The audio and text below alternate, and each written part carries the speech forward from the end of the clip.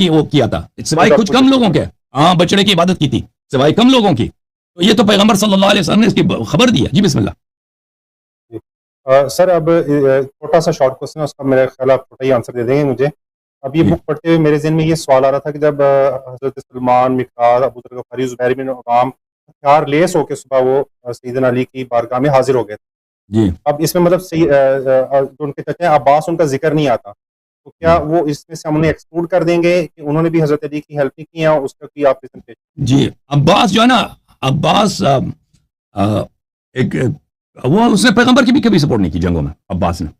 यानी अब्बास ऐसा उसकी, आप जब मक्के में थे ना, उस जमाने में मक्के में या हिजरत के बाद, अब्बास एक बहादुर शख्स नहीं था, अब्बास एक जंगजू शख्स नहीं था। अब्बास क्योंकि अफराद जो है ना वो कुर्बानी देने में जज्बे में मुख्तलिफ होते हैं। ठीक है, वो रसूल पाक सल्लल्लाहु अलैहि वसल्लम के चचा थे, इस लिहाज से जो है अमीरुल मोमिनीन अलैहि सलाम, वो उम्र भी बड़े हैं, इज्जत करते थे, लेकिन वो इस तरह नहीं थे कि उन्होंने उनकी जिंदगी का साबिक़ा आप देखें, उन्होंने पैगंबर के साथ उन्होंने क्या किया हो, कुछ भी नहीं, कोई हेल्प कुछ भी नहीं उनका किसी जंग में, किसी हो या मक्के में जब थे, जैसे हजरत हमजा थे, जंगजू थे, दिलावर थे, शुजात। हमजा, अब्बास की तो उनसे मिलता ही नहीं है। तो अब्बास जो है, अब्बास की इतनी तारीफ नहीं है बहादुरी, मर्दानगी, शुजाअत में, इसी तरह कि वो उन्होंने अहले बैत अलैहिस्सलाम का हर मसले में साथ दिया, उस तरह भी नहीं था, जैसे कि वो पैगंबर के ज़माने में भी उनकी कोई ऐसी कारकर्दगी नहीं है। अच्छा सर, इसी चीज़ को कंटिन्यू रखते हुए ना, जो मेरे अहले तशरीफ़ दोस्त अहबाब हैं, उनको मैं एक मतलब नाजुल बलागा में लेटर लिखा था सैयदना अली ने अमीर शाम के नाम, लेटर नंबर 6 है वो, मतलब बड़ा मशहूर है, तो जिसमें उन्होंने हज़रत अली ने फरमाया कि उसी कौम ने मेरी बैत की जिसने अबू बकर उस्मान किया, ब्ला ब्ला ब्ला। अच्छा, उसके बाद नीचे वो कहते हैं, मतलब हज़रत अली लिख के रिटन फॉर्म में भेज रहे हैं कि मदरसा शुरा का इख्तियार सिर्फ मुहाजिरीन और अंसार को होता है, तो जिस शख्स पर इत्तफाक कर लें, उसे इमाम नामजद कर दें, तो अल्लाह की रज़ा भी उसी में, और अगर कोई उस पर तनकीद करे या उससे निकल जाए, बिदअत इख्तियार करे, मतलब उसको ना माने, बाहर निकल जाए, तो लोगों पर फ़र्ज़ है कि वापस उसको उसी में उसी दायरे में वापस आए। सर इस पे आप मुझे थोड़े कमेंट्स दीजिए। जी, आप अर्ज़ करता हूँ। पहली बात है, मैं आपको नहजुल बलागा के मुतालिक मेरा एक मैं आपको दिखा देता हूँ। अब मेरा जो वेबसाइट है, यूट्यूब चैनल है, उसमें नहजुल बलागा के मुतालिक मेरे कुछ तक़रीरात हैं, अगर मैं उसका तो आपके लिए भी दूसरों के लिए भी दिखा देता हूँ उसमें। मुहतरम नाज़रीन, ये मेरा जो यूट्यूब चैनल है हसन अल्लाह यारी उर्दू, उसमें अगर आप जाएँ, यहाँ पे सर्च करें, यहाँ पे सर्च करें, यहाँ पे नहज, नहज सिर्फ लफ्ज़ नहज लिख दें तो वहाँ पे आज इंग्लिश में अगर नहज NAH लिख दें तो वहाँ पे आ जाएगा। नहजुल बलागा में क्या, नहजुल बलागा में अबू बकर उमर की तारीफ मौजूद है, नहजुल बलागा में उमर को मशवरा। अच्छा, इसके अलावा तो इसमें नहजुल बलागा के मुतालिक मेरी वहाँ पे रिसर्च है कि नहजुल बलागा एक ऐसी किताब नहीं है कि उसके सब अहादीस शिया अहादीस हों। उसके मुसन्निफ ने उस तरह नहीं कहा कि मैं सिर्फ यहाँ पे शिया हदीस को लाऊंगा। उनका वो एक नहजुल बलागा के जो मुअल्लिफ हैं जिन्होंने जमा किया है, उन्होंने कहा कि मैं अमीरुल मोमिनीन, वो क्योंकि वो अदीब थे, शायर थे, बहुत बड़े मशहूर शायर हैं ज़बान अरब के, शरीफ रज़ी, उन्होंने कहा कि मैं वो अशआर वो खुतबे और वो कलिमात अमीरुल मोमिनीन अलैहिस्सलाम के जो बलागत के लिहाज से बरतरी रखते हैं, मुझे अच्छा लगते हैं, उनको मैं जमा करूँगा। तो उन्होंने खुतबे वगैरह जमा किए, खुतूत जमा किए, मवाइज़ जमा किए। तो इस तरह नहीं कि वो सब के सब शिया अहादीस हों। उसमें से यही जो लेटर है, ये एक शिया हदीस नहीं है। शरीफ रज़ी के मुख्तलिफ कुतुब में वो इस बात की परवाह नहीं करते थे कि शिया हदीस है या गैर शिया हदीस है, वो गैर शिया हदीस को भी अपनी कुतुब में कसरत के साथ लाते थे। तो वो जो मेरे स्पीच है ना नाजुल यूट्यूब में, उसमें आपको नजर आएगा। ये किताब है मेरे मोहतरम नाज़रीन, अल इमाम व सियासा इब्न क़ुतैबा दैनवरी के। इसी किताब में ये नहजुल बलागा से ये शिया की किताब नहीं है, नहजुल बलागा से बहुत पहले, हाँ, यही इसी खत को उन्होंने नकल किया है, शियों से पहले वो मुखालिफिन ने नकल किया। अहलुस सुन्ना वल जमात, जी, उनकी किताब है। और फिर शियों की एक किताब है वक़त सिफ़ीन, उसमें भी इसका जिक्र है। वक़त सिफ़ीन में ये वक़त सिफ़ीन है, ये अल-मुअस्सा अल-अरबिया अल-हदीसा, यहाँ पे मुलाहिज़ा फरमाइए, जिस सनद के साथ वो नकल करते हैं वो ये है, उमर इब्न साद अन नुमैर इब्न वाइला अन आमिर अश-शअबी। ये आमिर अश-शअबी इसी खत को, यानी नहजुल बलागा में इस हदीस की किसी हदीस की भी कोई सनद नहीं है, वो सनद नकली नहीं करते क्योंकि वो मुहद्दिस नहीं थे, वो शायर आदमी थे। उन्होंने इस नहजुल बलागा को बलागत की किताब के तौर पर लिखा है, ना कि अकीदे की किताब के तौर पर या हदीस की किताब के तौर पर। अच्छा, ये नकल करते हैं शअबी से। शअबी बुखारी मुस्लिम और अहले सुन्नत के रिजाल में से हैं, वो हमारे नहीं है। वो उन्होंने सब इस किताब को खुद इसी लेटर को नकल किया है, और इस लेटर को, हदीस काफी लंबी है वहां पर, ये सफ़े में सफ़ा नंबर 29 में आ जाता है, ठीक है ना। تو عرض یہ ہے کہ ہاں جی کچھ فرما رہے ہیں. میں آپ کا نقطہ نظر سمجھ گیا ہوں کہ یہ اس طرح سے مستند نہیں ہے کہ اس کو مطلب پکڑا جائے مضبوطی. جی ہاں، یہ کسی بھی شیعہ کتاب میں شیعہ مصادر سے نہیں ہے. یہ سب سے پہلے مخالفین کے کتب میں، شیعہ کتاب میں اس کو واقعی صفین، ناصر بن مزاحم نے واقعی صفین کی کتاب میں نقل کی ہے، لیکن کن سے نقل کیا؟ مخالفین سے، شعبی سے نقل کیا ہے. اور وہ شعبی بھی وہ خود وہاں پہ موجود تھا یا نہیں تھا، یعنی جنگ صفین میں موجود تھا یا نہیں تھا، اس میں بھی بات ہے، اس میں بھی کچھ پیچیدگی ہے، وہ اتنا کلیئر نہیں ہے کہ وہ صفین میں موجود تھا بھی نہیں. اگر چلے موجود بھی ہو بھی نا، شعبی ہمارے نزدیک وہ کوئی شیعہ نہیں ہے اور کوئی ثقہ نہیں ہے. اگر اس میں سے عبارات گر گئے ہوں اس خط سے، تو وہ اس سے فرق نہیں پڑتا. اسی خط کے مترادف شیعہ کتب میں امیر المؤمنین علیہ السلام کا جواب ہے صفین میں معاویہ کو. جب ابو درداء آتے ہیں، اور اللہ آپ کا بھلا کرے، ابو درداء آتے ہیں اور ابو ہریرہ معاویہ کی جانب سے پیغام لے کے آتے ہیں، تو وہاں پر آپ کی خدمت میں عرض ہے کہ امیر المؤمنین علیہ الصلوۃ والسلام نے ابو درداء اور کیا نام ہے اس کا، ابو درداء اور ابو ہریرہ کو جواب دے دیتے ہیں. تو اس میں جو تفصیل کے ساتھ امیر المؤمنین علیہ السلام کا جواب ہے معاویہ کو، وہ یہ ہے کہ دو باتوں میں سے تیسرا ممکن نہیں ہے، یا تو اس طرح یا اس طرح ہے. یا تو یہ ہے کہ خلیفہ اللہ کی جانب سے ہے، یا تو خلیفہ اللہ کی جانب سے ہے، یا خلیفہ لوگ بناتے ہیں. اگر خلیفہ اللہ کی جانب سے ہے تو سب لوگ جانتے ہیں کہ مجھے رسول اللہ صلی اللہ علیہ وسلم نے غدیر خم میں خلیفہ بنایا، اور یہ میری حجت تمام ہے، تو پھر آپ کو میری مخالفت کرنے کی کوئی اجازت، کسی قسم کی مجال نہیں ہے، کسی قسم کی جھجک نہیں ہے. لیکن اگر اس کو نہ مانے، کہتے ہیں کہ لوگ خلیفہ بناتے ہیں، تو سب لوگ جانتے ہیں جنہوں نے ابو بکر عمر کے ساتھ بیعت کی، انہوں نے میرے ساتھ بیعت کیا. تم ابو بکر عمر کی خلافت کو شرعی مانتے ہو، تو انہوں نے اگر جس معیار پر ابو بکر عمر کی خلافت شرعی، تو میری خلافت صحیح ہے.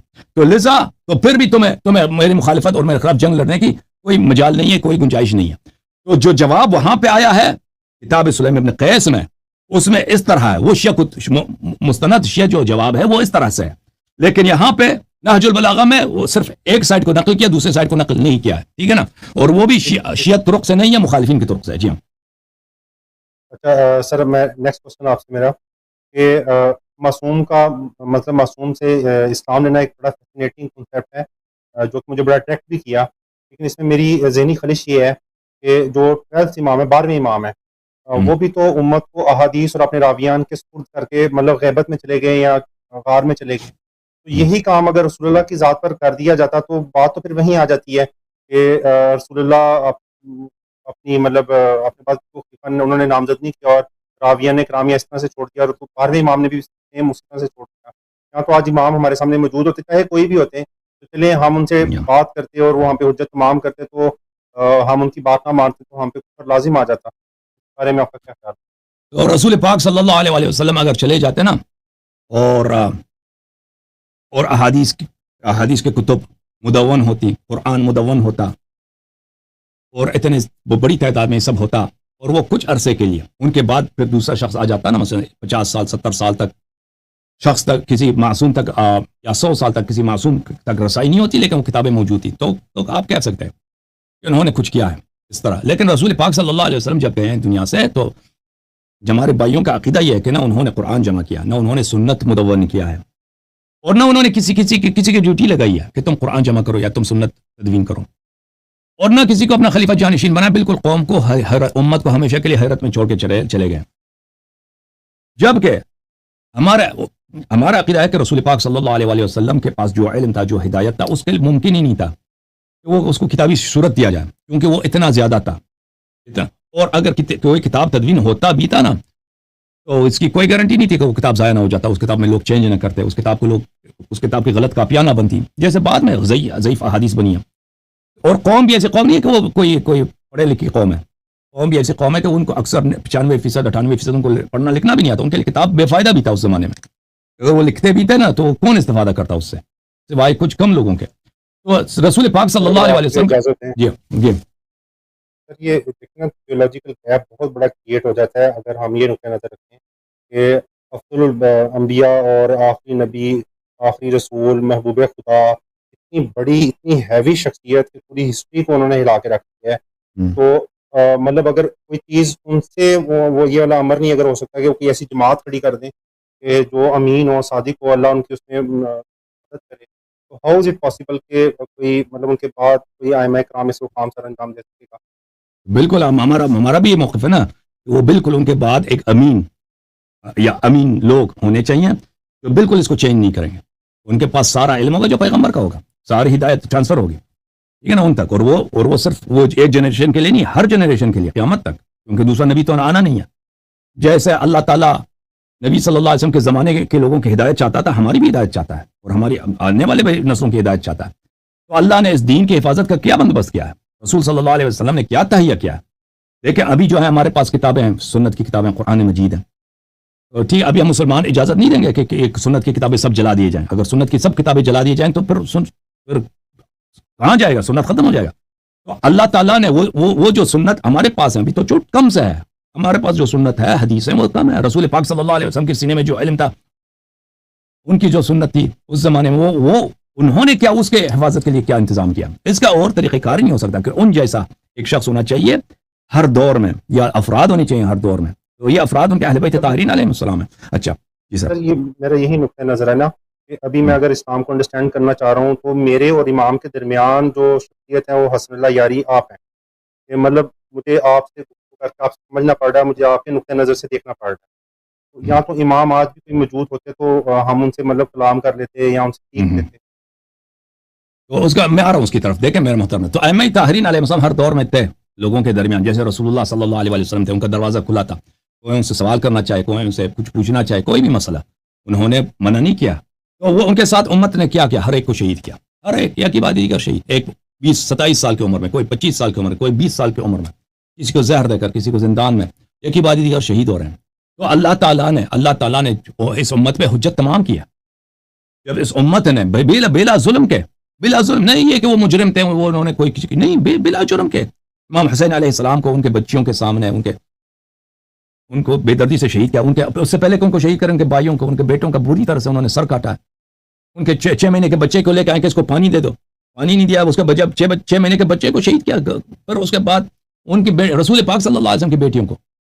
آخر اگر یہ کافر ہمارے نبی صلی اللہ علیہ وسلم کے اتنے دشمن ہیں, یہود و نصارہ اتنے دشمن ہیں, جن کے دل میں جو کٹر جو یہودی وغیرہ ہوتے ہیں, ان کو پیغمبر صلی اللہ علیہ وسلم کو اچھی نظر سے نہیں دیکھتے, آپ کو پتہ ہے. جی اگر وہ کرتے تو کوئی بات. یہ امتی تھے اپنی ہی نبی صلی اللہ علیہ وسلم کی بیٹیوں کو تو انہوں نے قیدی بنایا, وہ بھی ایک قلیل مدت کے لیے نہیں, اور ایک شہر سے دوسرے شہر تماشا کرا کے لے گئے. تو اس امت نے جو ظلم کیا ہے اہل بیت علیہ السلام پر, اللہ تعالیٰ نے اگر آخری حجت کا دروازہ کھلا رکھتا کہ ان کے ایڈریس معلوم ہوتی تو ان کے ساتھ وہی ہوتا, ان کے بابا کے ساتھ ہوا, ان کے جد کے ساتھ ہوا, ٹھیک ہے نا, وہی کہانی پھر دہرایا جاتا. لیکن ان کا جو مشن ہے وہ مشن نہیں, شہید ہونے کا مشن نہیں ہے, وہ بھی اللہ کی جانب سے, رسول پاک صلی اللہ علیہ وسلم کا وعدہ ہے. امام مہدی علیہ السلام اللہ کی جانب سے ان کو وہ مشن ہے کہ وہ پوری دنیا پر کلمہ لا الہ الا اللہ محمد رسول اللہ اور قرآن اور سنت کی حکومت قائم کریں. ان کے لیے آپشن نہیں ہے کہ اگر وہ شہید ہو جائے ان کے بعد اگلا امام موجود ہے وہ کرے گا. ان کے بابا کے پاس تھا, ان کے جد امام حسین علیہ السلام کے پاس یہ تھا, شہید ہو رہے ہیں تو ان کے پاس ہے, کوئی بات نہیں, اگلا موجود ہے. ان کے پاس یہ آپشن نہیں ہے. اللہ تعالیٰ نے ان پہ واجب دیا ہے, پیغمبر صلی اللہ علیہ وسلم نے وعدے دیے ہیں کہ وہ کام کریں گے کہ پوری دنیا پر اسلام میں جو بدعتیں آئی ہوں گے ان کا خاتمہ کریں گے, اور جو لوگ اسلام کو نہیں مانیں گے تو ان کو یا زبردستی یا رضا کے ساتھ ان کو اسلام کے دائرے میں داخل کریں گے, اور اسلام ہر گھر میں داخل ہوگا پوری دنیا میں جتنے لوگ ہیں مشرق و مغرب میں. تو یہ اس کے لیے ممکن ہی نہیں ہے, کہ سوائے اس کے کہ وہ ظالمین کے گرفت سے دور رہیں. اس امت, یہی امت جنہوں نے قتل کیا بار بار اپنے نبی صلی اللہ علیہ وسلم کے اہل بیت کو, ان کی گرفت سے دور رہیں. اور یہ کوئی انوکھا طریقہ کار نہیں ہے.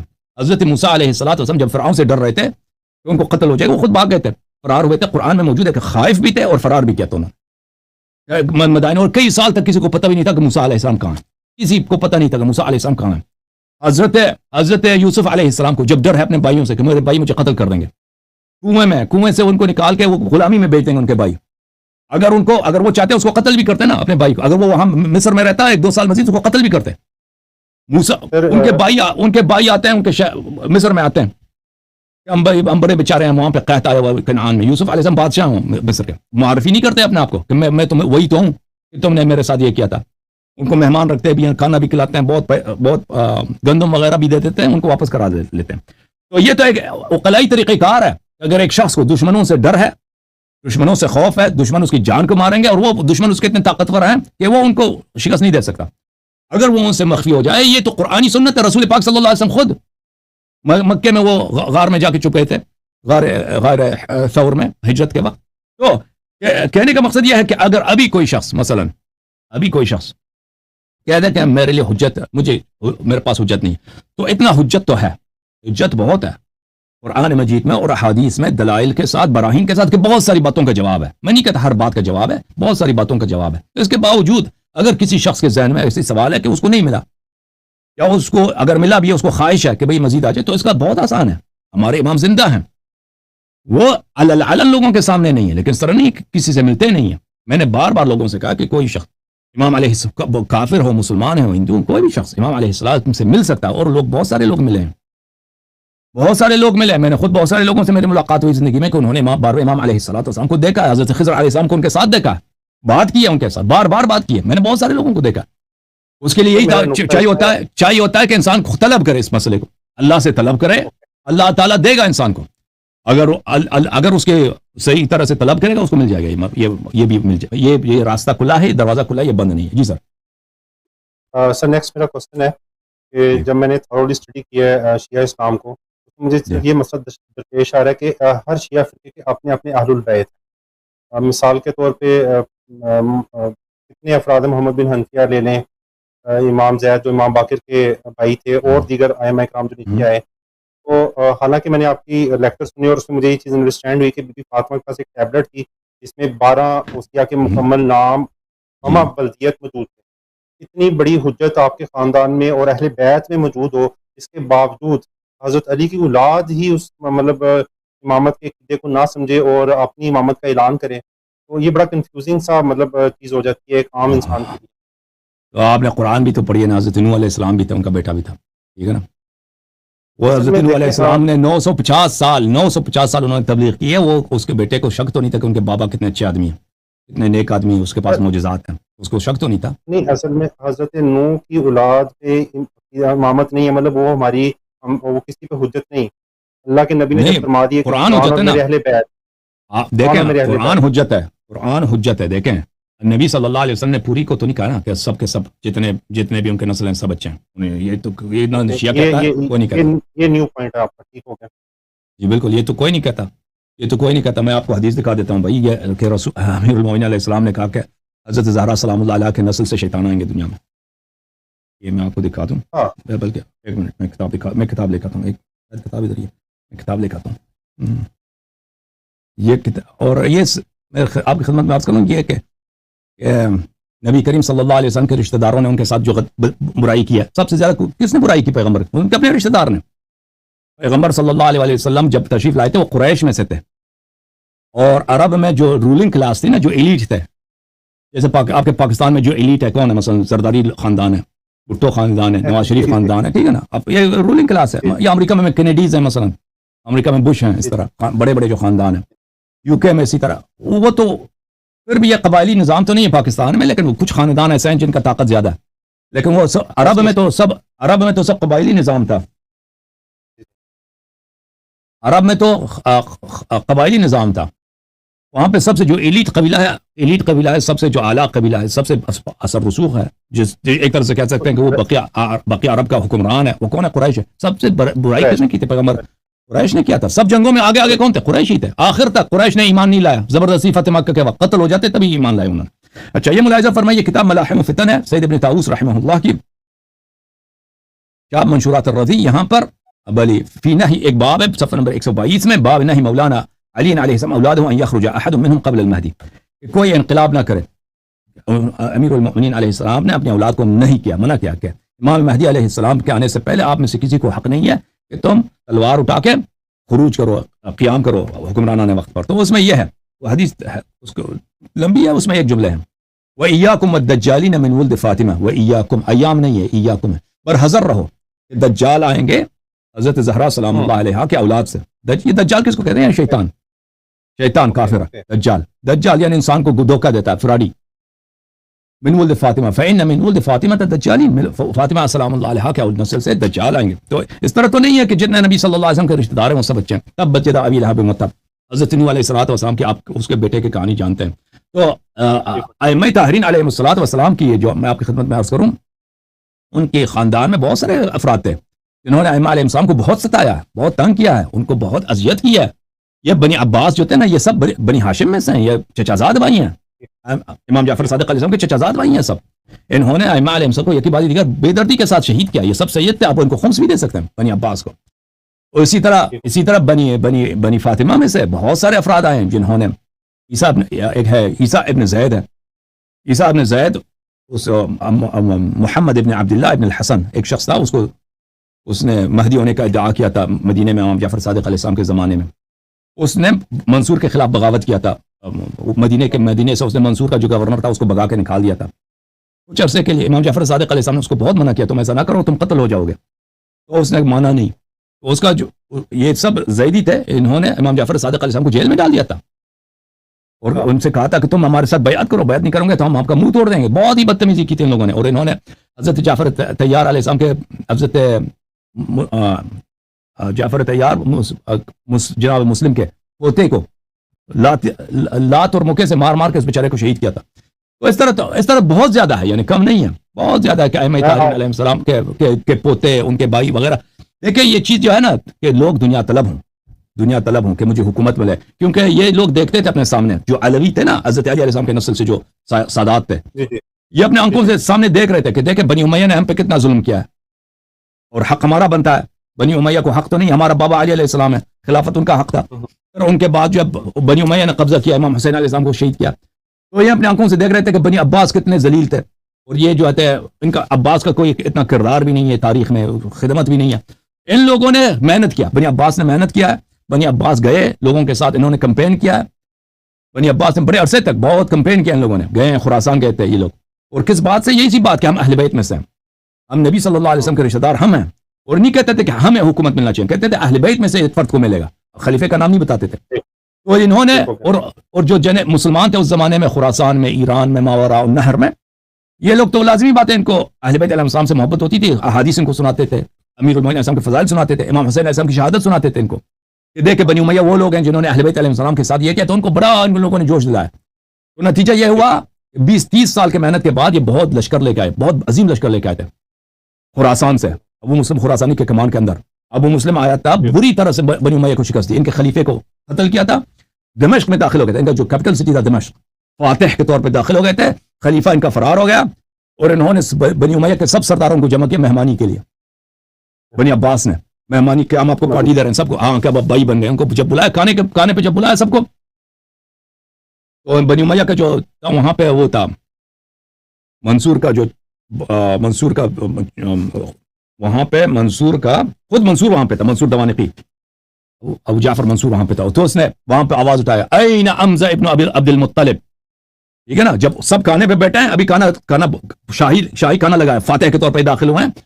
بنی امیہ تو کچھ بھاگ گئے تھے، ان میں سے جو کیونکہ سب تو بھاگ نہیں سکتے تھے، ان کا کیپٹل سٹی تھا، ان کا بہت سارے سردار جنرل وغیرہ پکڑ لیا تھا. تو ایک دفعہ آواز کیا، این حمزہ ابن المطلب، حمزہ کہاں ہے؟ تو یہ سب کو پتہ چل گیا کس کا، کیونکہ حمزہ وہی تو تھا نا نبی صلی اللہ علیہ وسلم کے چچا ہیں. ان کو کس نے قتل کیا ہے؟ ہاں، معاویہ کی ماں نے وحشی کو کہہ دیا کہ بھئی قتل کر دو تم اس کو، میں تمہیں آزاد کر دوں گی. اور پھر اس کا جگر وغیرہ بھی کاٹا تھا. پھر اس نے کہا این علی، این الحسین ابن علی، این علی ابن الحسین. ایک شہداء کا نام لیا اس نے، یہ لوگ کہاں ہیں؟ تو بیچارے وہ جو جنرل تھے بنی امیہ کے شکست خوردہ اب ان کے اسیر ہو چکے ہیں. وہ تو سمجھ رہے تھے کہ ہم ادھر پارٹی کھانے آئے ہیں، یہ ہم پہ انعام کرے گا، ہمیں سب کو ادھر ہی سر کاٹ دیا. ان سب کا سر ادھر ہی کاٹ دیا، ان کو ذلیل کیا. اور پھر معاویہ کو قبر سے نکال کے ان لوگوں نے جلا دیا. بہت انہوں نے کام کیا بنی عباس نے. تو کہنے کا مقصد یہ ہے کہ علوی جو تھے، فاطمی جو سادات تھے اس زمانے میں، اپنے آنکھوں کے سامنے دیکھ رہے تھے حق تو ہمارا بنتا ہے. میں شارٹ میں آپ کے کنسیپٹ میں نے یہ گریب کیا ہے کہ امت نے تو چلے شیعہ نقطہ نظر سے جو غداری کی ایون اہل بیت کے اندر سے، مطلب اہل بیت کی لوگوں نے بھی غداری کی. عرض یہ ہے، یہ اپنے آنکھوں کے سامنے دیکھ رہے تھے کہ حق تو ہمارا بنتا ہے، لیکن بنی عباس نے محنت کی ہے، ان کو حکومت مل گئی ہے. حالانکہ بنی عباس، یہ منصور دوانقی تھا، ان کا جو اصل لیڈر تھا اس کا نام ابراہیم الامام تھا، اس کا بڑا بھائی تھا، وہ اس کو مروان الحمار نے قتل کیا تھا بنی امیہ، حکومت لینے سے 2 سال پہلے، فتح سے 2 سال پہلے وہ پکڑا گیا تھا، مر گیا تھا. تو ان لوگوں نے خفیہ طور پر محمد ابن الحسن کے ساتھ، محمد ابن عبداللہ ابن الحسن کے ساتھ، جو امام حسن علیہ السلام کا پوتا، اس کے ساتھ ان لوگوں نے بیعت کیا تھا. حکومت اگر ہمیں ملے، خلیفہ وقت آپ ہیں، لیکن بنی عباس نے غداری کی اس کے ساتھ، علویوں کے ساتھ، فاطمیوں کے ساتھ غداری کی. ان کو حکومت ملی ہے تو انہوں نے ان کو حکومت نہیں دیا. تو کہنے کا مقصد یہ، ان کو اپنے آنکھوں کے سامنے دیکھ رہے تھے کہ حق تو ہمارا بنتا ہے، حق حکومت کا حق ہمارا بنتا ہے. کس نے لیا؟ بنی عباس نے لیا. انہوں نے محنت کی، تو ہم یہ محنت کیوں نہ کریں؟ تو وہ لوگوں کو بلاتے تھے تلوار کی طرف، جہاد کی طرف. دیکھو یہ بنی جس طرح بنی امیہ باطل ہیں، اسی طرح بنی عباس باطل ہیں، تم ہماری مدد کرو. تو لازمی بات ہے، خلافت اس زمانے میں جو سب سے بڑی پوزیشن ہے دنیا میں. ابھی لوگ جو ہے نا وہ ایم بننا چاہتے ہیں یا وزیر اعظم بننا چاہتے ہیں یا صدر بننا چاہتے ہیں. اس زمانے میں یہی تھا کہ آپ کو خلافت مل جائے. خلیفہ بننے کا طریقہ کار یہی تھا کہ آپ جو امامت کا ادعا کریں، آپ لوگوں کو اپنی طرف بلائیں کہ میری سپورٹ کرو، میں آپ کا امام وقت ہوں، تلوار اٹھاؤ اور میری سپورٹ کرو. تو یہ جو حضرات تھے جو امامت کا ادعا کرتے تھے، یہ اس طرح نہیں کہتے تھے کہ ہم منسوس ہیں. وہ کہتے تھے کہ جو بھی بنی فاطمہ میں سے ہو اور وہ جہاد کرے، تلوار اٹھائے، بس وہ امام ہے. زیدیوں کا یہی عقیدہ تھا. تو اس طرح بہت سارے لوگوں نے اس طرح امامت کا ادعا کیا. لیکن یہ ادعا کس لیے کرتے تھے؟ وہ اس لیے حالانکہ وہ خود معترف تھے. زید خود معترف تھا کہ امامت امام جعفر صادق علیہ السلام کی ہے. یحییٰ ابن زید معترف تھا کہ امام جعفر صادق علیہ السلام. اس کے باوجود وہ امامت کا ادعا ان لوگوں نے، زید کے لیے تو نہیں، زید کے متعلق بعض اخبار ہیں کہ اس نے امامت کا ادعا کیا تھا، لیکن زیدیہ لوگ ادعا کرتے تھے. اب محمد ابن عبداللہ ابن الحسن بھی وہ معترف تھا امام جعفر صادق علیہ السلام کا، اس کے باپ بھی معترف تھا، لیکن یہ امامت کا ادعا کرتے تھے. اس لیے دنیا کی محبت میں، جیسے ابھی لوگ وزیر اعظم بننا چاہتے ہیں نا، صدر بننا چاہتے ہیں، اس زمانے میں لوگ بادشاہ بننے کی فکر میں ہوتے تھے. تو یہ لوگ، ان لوگوں کے اس خاندان میں اس بات کے اگر دعوے دار نکل جائیں، بعض نوجوان جو بہت ہی کرزمیٹک ہیں، جو بادشاہ بننا چاہتے ہیں، لوگ بھی ان کے احترام کرتے ہیں، اور اس سیاسی حالات میں کہ انہوں نے اپنے سامنے اس کا پہلے بھی ایک خاکہ دیکھا ہے، تجربہ کیا کہ بنی عباس کو کس طرح حکومت ملی، تو اس میں کوئی تعجب نہیں ہے. جی سر. اچھا سر، نیکسٹ میرا کوشچن یہ ہے کہ امامت اب اتنا بڑا عہدہ ہے اور منصوص من اللہ ہے، اور سیدنا حسن علیہ السلام جب تخت نشین ہوئے ہیں، یعنی خلافت میں آئے ہیں، تو میرا ذہن اس چیز کو سمجھنے سے قاصر ہے، چاہے کچھ بھی ریزن ہو، ان کو حکومت امیر شام کے سپرد نہیں کرنی چاہیے تھی. اس پہ ذرا مختصر اپنا نقطہ نظر. اس کا میں نے جواب کئی دفعہ دیا میرے بھائی. مس ہو گیا ہوگا، معذرت چاہتا ہوں. جب امیر المؤمنین علیہ الصلوۃ والسلام کی شہادت ہوئی ہے، تو اس زمانے میں صفین میں جو ہوا ہے، یہ تھا کہ معاویہ کو شکست ہونی تھی. معاویہ نے کیا کیا؟ معاویہ اور عمرو بن العاص نے، انہوں نے قرآن نیزوں پر اٹھایا تھا، اور قرآن کے نیزوں پر اٹھانے سے انہوں نے یہ کیا تھا کہ بھئی قرآن ہمارے اور آپ کے درمیان فیصلہ سنائے گا. حالانکہ قرآن کسی کا فیصلہ نہیں سناتا، فیصلہ سنانے والا شخص ہوگا. قرآن تو ایک کتاب ہے بھئی، وہ کچھ بھی وہ کب کہے گا کہ بھئی دونوں آدمی کے درمیان ابھی میرا آپ کے ساتھ نزاع ہے، قرآن بیچ میں رکھ دیں، قرآن مجید کوئی فیصلہ تو نہیں سنائے گا. قرآن کو کوئی پڑھے گا تو فیصلہ سنائے گا نا. تو ان کی جانب سے ایک فراڈ تھی کہ وہ جنگ رک جائے، کیونکہ وہ تباہ ہونے والے تھے. تو جب انہوں نے قرآن نیزوں پہ اٹھایا تھا، اس کے بعد امیر المومنین علیہ السلام نے کہا تھا اس قرآن کی فکر نہ کرو، تم جنگ لڑتے رہو. تو ان لوگوں نے، لشکر والوں نے نہیں مانا تھا ان کی بات. وہاں سے خوارج کا آغاز ہوا تھا. خوارج نے کہا کہ ہم کافر ہو گئے، سب لوگ کافر ہو گئے. کہاں پر؟ صفین میں کافر ہو گئے، دوبارہ اسلام میں داخل ہو جاؤ. تو یہ ان کی تعداد کم نہیں تھی. خوارج امیر المومنین علیہ السلام کے لشکر کی ایک بہت بڑی تعداد وہ ان کے مخالف بن گئی تھی. اور پھر بعد میں یہ لوگوں نے مسلمانوں کو قتل کرنا شروع کیا تھا. امیر المومنین علیہ السلام نے ان کے خلاف کچھ نہیں کیا، ان کے خلاف قدم نہیں اٹھایا. وہ آ کے جب قرآن پڑھتے تھے، نماز پڑھتے تھے، نماز کے دوران آ کے ایک گالی دیتے تھے، اس وقت تک بھی ان کو کچھ نہیں کہا. جب انہوں نے مسلمانوں کو قتل کرنا شروع کیا، راستے میں لوگوں کو، بے گناہ لوگوں کو قتل کرنا، پھر انہوں نے، امیر المومنین علیہ السلام نے سب خوارج کو قتل عام کیا. تو اس کا، اور اس زمانے میں یہ تھا کہ قبائلی نظام تھا، اور اکثر جو قبائل کے سردار تھے وہ اس طرح نہیں تھے کہ وہ امیر المومنین علیہ الصلوۃ والسلام کے وہ شہدائی تھے کہ وہ ان کو منصوص من اللہ مانتے تھے. وہ ابو بکر عمر کی خلافت کو بھی اسے مانتے تھے، عثمان کے خلاف تھے، معاویہ کے خلاف تھے. اور امیر المومنین علیہ السلام سے وہ توقع کرتے تھے کہ یہ ہم کیونکہ خلیفے کے سردار، قبیلے کے سردار ہیں، وہ ہمیں وزارتیں دیں، ہمیں گورنرشپس دیں، ہمیں دنیا میں مقامات دے دیں، عہدے ملیں. تو امیر المومنین علیہ السلام یہ نہیں کرتے تھے. وہ جتنا ایک فقیر کو دیتے تھے، ایک غریب کو دیتے تھے، غلام کو دیتے تھے، اتنا ہی قبیلے کے سردار کو دیتے تھے، غنائم میں سے یا ٹیکسز میں سے. اور کسی کو ایسے ہی اس کو کسی عہدے پہ رکھ دے تاکہ وہاں جا کے رشوت لے کے وہ امیر بن جائے، اس طرح اجازت نہیں دیتے تھے. دوسری طرف سے معاویہ یہی کرتا تھا. معاویہ کا طریقہ کار یہ تھا تو اس کو پرواہ ہی نہیں تھا کہ بھائی اگر ایک شخص قبیلے کا سردار ہے اس کو کسی علاقے کا گورنر بنا دو، اس کے تحفے دے دو، اس کو رشوت لینے دو تاکہ مجھے اس کی سپورٹ ملے. تو اس کا کیونکہ قبائلی نظام تھا تو قبائل کے جو سردار تھے وہ اگر کسی کے ساتھ مل جاتے تو پورا قبیلہ ان کے ساتھ اس سائڈ پہ چلا جاتا تھا. تو اس طرح یہ ہوا کہ معاویہ نے مختلف قبائل کے سرداروں کو تحفے بیچ کر ان کو اپنے ساتھ ملا لیا. امیر المؤمنین علیہ السلام کی حکومت کے آخر میں اکثر لوگ معاویہ کے ساتھ ہو گئے تھے. ان کی جو سپورٹر تھے کافی کم تھے. پھر ان کی شہادت ہو گئی. ان کی شہادت کے بعد امام حسن مجتبی علیہ السلام نے معاویہ کے خلاف جنگ لڑنے کی طرح تیاری کی تھی اور لشکر کے ساتھ وہ کوفے سے نکل گئے تھے، مدائن آ گئے تھے. مدائن پہ ان کے اپنے لشکر والوں نے حملہ کیا تھا. اس لیے حملہ کیا تھا کہ معاویہ نے ان کو پیسہ دیا تھا کہ اس کو قتل کرو. اور وہاں پہ جب یہ زخمی ہو گئے تھے تو انہوں نے یہ منصوبہ بنایا تھا کہ ان کو ہم پکڑ کے معاویہ 10 بستہ اسیر معاویہ کے تسلیم کرتے ہیں، معاویہ میں انعام دے گا. وہ بھی ان کا کام نہیں ہوا. لیکن لشکر کے اکثر جو جنرل تھے، سردار تھے، وہ معاویہ سے ملے تھے، معاویہ کے ساتھ مل گئے تھے. فوج کا جو سردار تھا، کمانڈر ان چیف تھا امام حسن مجتبی علیہ السلام کا، عبید اللہ ابن عباس تھا. عبداللہ ابن عباس نہیں، عبید اللہ ابن عباس. معاویہ نے اس کو رشوت دے دی. اس نے اپنے سپاہیوں کے ساتھ، جو اس کے خاص سپاہی تھے، مل کے وہ چلا گیا، معاویہ سے مل گیا. لوگ ابھی نماز صبح کے لیے اٹھے ہیں لشکر والے، ابھی ہزاروں کی تعداد میں لشکر ہے. فوج کا جنرل سب کہاں معاویہ سے مل گیا. اسی طرح بہت سارے دوسرے جنرل معاویہ سے ملے. تو حالت یہ تھی کہ وہاں سے رشوت آتے ہیں. اکثر لوگ جو معاویہ سے مل چکے ہیں. جنگ کرنا ناممکن تھا معاویہ سے. امام حسن مجتبی علیہ السلام کے پاس ایک آپشن ہے کہ جنگ کریں. جنگ ناممکن ہو چکا ہے. جنگ کریں تو شکست یقینی ہے، شکست یقینی ہے. اور اگر معاویہ فاتح کے طور پر جنگ میں امام حسن علیہ السلام کو شکست دے کر کوفہ داخل ہو جاتے ہیں، وہ تو پھر سب لوگ قتل ہو جائیں گے. یعنی اور کیونکہ معاویہ کو پتا ہے کہ ان کے چاہنے والے اصلی وفادار لوگ کون ہیں، جو اصلی شیعہ ہیں، کٹر شیعہ ہیں، وہ کون ہیں. اور پھر یہ خود ان کے معاویہ کے دل میں ویسے بھی نفرت ہے کہ معاویہ کا بھائی جو ہے بدر میں قتل ہوا ہے، اس کا نانا قتل ہوا ہے. میں آپ کو ایک روایت دکھا دوں امیر المؤمنین علیہ السلام کی نہج البلاغہ میں. ایک منٹ میں آتا ہوں. یہ ایک خط ہے کہ امیر المؤمنین علیہ السلام نے معاویہ کو بھیجا ہے نہج البلاغہ میں. ملاحظہ فرمائیے، کتاب نہج البلاغہ، یہ فارسی ترجمے اور شرح کے ساتھ ہے، میں چھپی ہے، بہت پرانی چھاپ ہے. یہاں پر صفحہ نمبر یہ کون سا ہے، 755 ہے، خط نمبر ہے 10. یہ انہوں نے خط معاویہ کو لکھا ہے. اس خط میں لکھا ہے وقد دعوت الى الحرب فدع الناس جانبا واخرج الیہ. معاویہ تو نے مجھے جنگ کی للکار دیا، جنگ کی دعوت دیا، تو لوگوں کو ایک سائڈ چھوڑ دو، تو خود آ جا جنگ میں. وَأَعْفِ الْفَرِيقَيْنَ مِنَ الْقِتَالِ. اور شام اور عراق کے جو لوگ ہیں عوام ہیں، ان کو جنگ کیا ضرورت ہے، یہ جنگ سے ان کو جنگ سے معاف کرتے ہیں، تو آجا میری جنگ میں.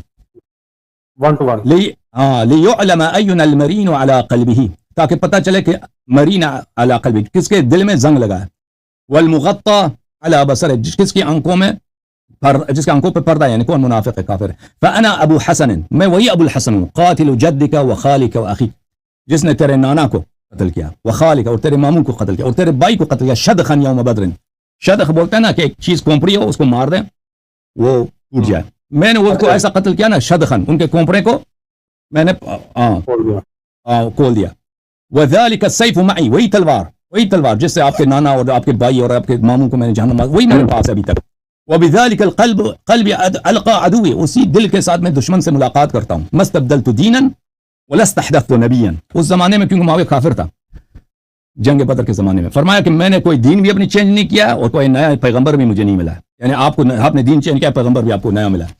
واني لعلى المنهاج الذي تركتموه، میں اسی دین پر ہوں جس کو تم لوگوں نے ترک کیا ہے. ترکتموہ طاعین ودخلتم فیہ مکرمین، تم مکرہین، تم دین میں زبردستی داخل ہو گئے تھے اور بہت ہی خوشی سے دین کو چھوڑ دی تم لوگوں نے. اچھا، کہنے کا مقصد یہ ہے کہ معاویہ کو تو پتا ہے کہ امام حسن علیہ السلام کے والد گرامی ان کے دادا کے قاتل ہیں، ان کے نانا کے قاتل ہیں، ان کے چچا بھائی وغیرہ سب کو خاندان کا تباہ ہو گیا تھا جنگ بدر احد میں. تو ان کے دل میں کینہ تو ہے. کہنے کا مقصد یہ ہے کہ اگر امام حسن مجتبی علیہ السلام صلح نہ کرتے ان کے ساتھ وہی ہوتا جو کربلا میں ہوا ہے، بلکہ اس سے کئی گنا زیادہ، کیونکہ کربلا ایک محدود جنگ تھی. 72 لوگ ہیں کربلا کے، جو صحرا میں ہوا ہے وہی ہوا ہے.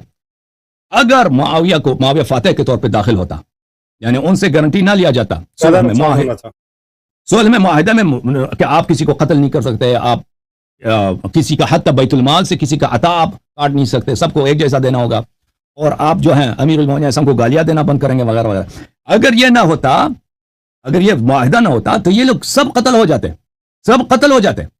تو ان سب لوگوں کی جان بچانا، ایک مسلمان کا جان بچانا. دیکھیں اگر پیغمبر صلی اللہ علیہ وسلم بھی، اگر کوئی ایسا ان کی زندگی میں ایسا واقعہ پیش نہیں آیا، اگر واقعہ پیش آ جاتا کہ مثلا کفار ہر طرف سے پیغمبر کو شکست دیں گے، یقینی ہو جاتا کہ یہ مسلمانوں میں اب نہیں ہے. ٹھیک ہے نا، کیونکہ بہت سارے انبیاء کے زمانے میں پیش آئے کہ انبیاء سب قتل ہو گئے. اگر تو اب یقیناً مسلمانوں کی جان بچانے کی کوشش کرتے پیغمبر صلی اللہ علیہ وسلم کہ کسی طرح ان کی جان بچ جائے. اور امام حسن مجتبیٰ علیہ السلام نے بہترین معاویہ سے گارنٹیز لی ہیں کہ آپ کسی کو قتل نہیں کریں گے، کسی شخص کا قتل نہیں کریں گے. جو قتلیں ہوئے سفینے میں، جمل میں، اس کا انتقام آپ کسی سے نہیں لیں گے. آپ کسی کا حتیٰ بیت المال سے عطا قتل نہیں کم نہیں کریں گے. امیر المؤمنین علیہ السلام کے جو سپاہی تھے، جو جنرل تھے، ان کو آپ کسی طرح سے تنگ نہیں کریں. یہ سب گارنٹی ان سے لے لی. لیکن لازمی بات ہے معاویہ نے ان پہ عمل نہیں کیا، آہستہ آہستہ سب لوگوں کو قتل کیا. لیکن فرق یہ تھا، اگر امام حسن مجتبیٰ علیہ السلام جنگ پہ اصرار کرتے، وہ خود بھی شہید ہو جاتے، سب اہل بیت علیہ السلام سب تباہ ہو جاتے. ٹھیک ہے نا، خودکشی تھی، اور سب ان کے شیعہ سب ایک ہی دفعہ شہید ہو جاتے، کوئی نہیں بچتا. ٹھیک ہو گیا. سر میں کنٹینیو رکھ سکتا ہوں گفتگو؟ جی سر، بسم اللہ. ایک سوال مزید کریں. ایک سوال سر مزید کروں؟ آپ کی مرضی، آپ سوال کریں، میں آپ کی خدمت میں حاضر ہوں. جی تھینک یو سر. سر اس کو اگر قرآنک پوائنٹ آف ویو سے دیکھیں تو ایک الہامی کتاب اللہ تعالیٰ کی طرف. جی میں نے آپ کی ویڈیو سنی ہے جس میں مطلب آیات کی قرآن کو جمع کرنا، اس میں آپ کہتے ہیں نبی کے سینے میں، حالانکہ آیت میں وہ الفاظ موجود نہیں ہے کہ جمع کرنا نبی کا سینہ ہے. نمبر ایک. نمبر دو کہ اللہ تعالیٰ نے قرآن پاک میں جب خود اس چیز کا ذمہ لیا کہ یہ وہ ذکر ہے جس کی میں خود محافظ ہوں اس کا، تو میں اس میں یہ سمجھتا ہوں کہ اگر کرسچینز بھی اس دور میں قرآن پاک کو اکٹھا کرتے، وہ بھی ہمارے لیے حجت ہے، کیونکہ قرآن حجت ہے، قرآن پہ روایات حجت نہیں ہو سکتی. تو ایک عام مسلمان کے لیے اللہ تعالیٰ قرآن پاک میں کوئی ایسی آیت رکھ دیتا یا بالکل کلیئر کٹ، جیسے زید پہلے مسلمانوں میں سے ان کا نام قرآن پاک میں آ گیا، لہب بدترین دشمنوں میں سے اس کو قرآن پاک میں اللہ تعالیٰ نے ذکر کر دیا. تو ایک چھوٹی سی کوئی ایسا مفہوم یا آیت رکھ دیتے واضح کلیئر کٹ کہ کوئی بھی اس پہ اب مطلب پھر نہ سکتا کہ یار یہ حق بات ہے، اگر اب میں اس سے پھروں روگردانی کروں تو یہ تو اللہ تعالیٰ سے غداری ہوگی. تو اللہ تعالیٰ کو خود کی ذمہ دلانا چاہیے کہ کوئی ایسا قرآن ہم تک آتا کہ جو بالکل مطلب کہہ لیں کہ ویریفائڈ یا بالکل محکم ہوتا.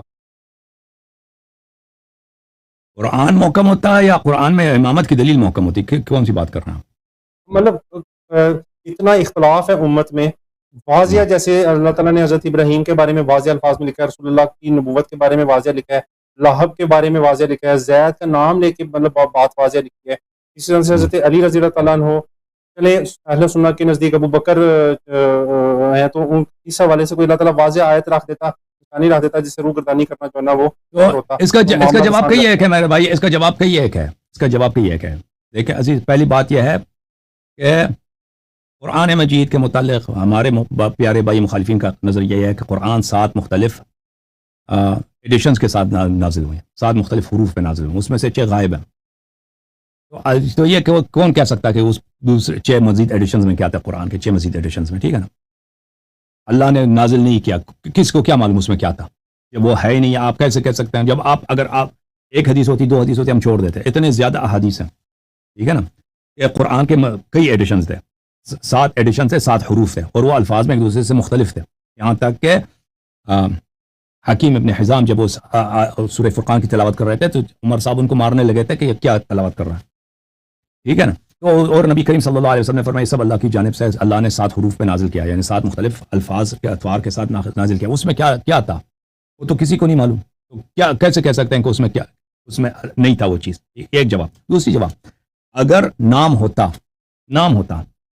تو نام ہوتا قرآن مجید میں، تو کیا گارنٹی ہے کہ مسلمان اس کو قبول کرتے ہیں؟ کیونکہ قرآن مجید میں بہت ساری چیزیں ہیں جو آج مسلمان نہیں مانتے. مثلا قرآن مجید میں فَمَا اسْتَمْتَعْتُمْ بِهِ مِنْهُنَّ فَآتُوهُنَّ أُجُورَهُنَّ فَرِيضَةً، جب تم کسی عورت کے ساتھ متعہ کرو تو اس کا پیسہ اس کو دے دو، پیسہ اس کو دے دو. اس میں لفظ متعہ بھی آیا ہے، اس میں یہ بھی آیا کسی عورت کے ساتھ اگر متعہ کرو اس کا پیسہ اس کو دے دو. اس کے ذیل میں احادیث بہت سارے ہیں کہ اس سے مراد نکاح موقت ہے، نکاح مؤجل ہے. مسلمان اس کو نہیں مانتے، جو قرآن کی نص ہے. قرآن کی مخالفت کریں گے اس کو نہیں مانیں گے. تو یہ کوئی گارنٹی ہے؟ پھر مثلا قرآن مجید میں ہے بلی فاغسلوا وجوهكم وايديكم الى المرافق وامسحوا برؤوسكم وارجلكم الى الكعبين، پیروں کی مسح کرو. مسلمان مسح نہیں کرتے. دن میں نماز پڑھیں گے، وضو لیں گے، لیکن مسح نہیں کہ قرآن کی مخالفت کرتے ہیں، پرواہ ہی نہیں ہے. خود بھی کہتے ہیں کہ قرآن میں صرف مسا پیروں پہ کی مسا ہے، پیروں کی غسل نہیں ہے قرآن میں، قرآن اس کے دھونا نہیں ہے، وہ ان کے بہت سارے کتب میں موجود ہے، مخالفت پرواہی نہیں ہے. پھر نام بھی ہے، نام بھی ہے، پہلے بسم اللہ الرحمن الرحیم، قال بسم اللہ الرحمن الرحیم وجعلنی لهم لسان صدق فی الآخرین. حضرت ابراہیم علیہ السلام کی دعا ہے کہ آخر الزمان میں، آخری امت میں میرا لسان صدق عطا کر. اللہ تعالیٰ نے جواب دیا وجعلنا لهم لسان صدق علی علیہ السلام. سورہ مریم میں فرمایا کہ ہم نے علی علیہ السلام کو انبیاء پر لسان صدق بنا دیا.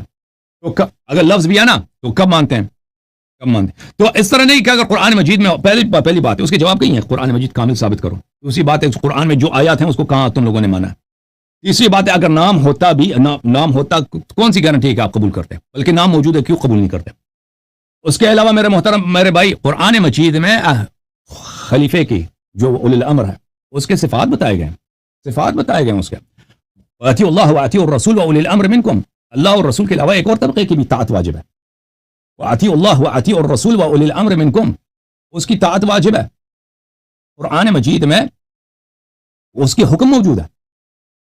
واطیعوا اللہ واطیعوا الرسول واولی الامر منکم، وہی طاعت جو رسول اور اللہ کے لیے، اولی الامر کے لیے. وہ کون ہے؟ وہی ہے مثلا یزید ہے جو شراب پیتا تھا، وہی ہے جو خلفاء جو لواط کرتے. جی سر بسم اللہ. میں یہی عرض کر رہا ہوں، ماننا یا نہ ماننا ہماری وہ بحث ہے جی، کوئی مانے یا نہ مانے. اللہ تعالیٰ کو خود اہتمام کر دینا چاہیے تھا کہ کتاب اس حفاظت سے ہم تک پہنچتی. جیسے میرے سے عام مسلمان ہیں، مطلب میں بھی جنت میں جانا چاہتا ہوں، آپ بھی جنت میں جانا چاہتے ہیں، جہنم سے آپ بھی بچنا چاہتے ہیں، میں بھی بچنا چاہتا ہوں.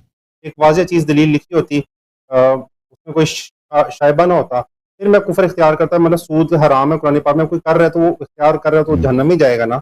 اس طرح کی کوئی واضح چیز موجود ہوتی کہ اس کے بعد کوئی مطلب کہہ لیں نصیحتی کہہ لیں یا دلالہ کہہ لیں، جو ٹیکنیکل ورڈز ہیں. تو میرا پوائنٹ بہت ہے اس طرح قرآن مجید میں بہت عرض یہی ہے کہ اس طرح قرآن مجید میں بہت ہے کہ آپ کہہ رہے ہیں کہ نہیں ہو. انما ولیکم اللہ ورسولہ والذین آمنوا الذین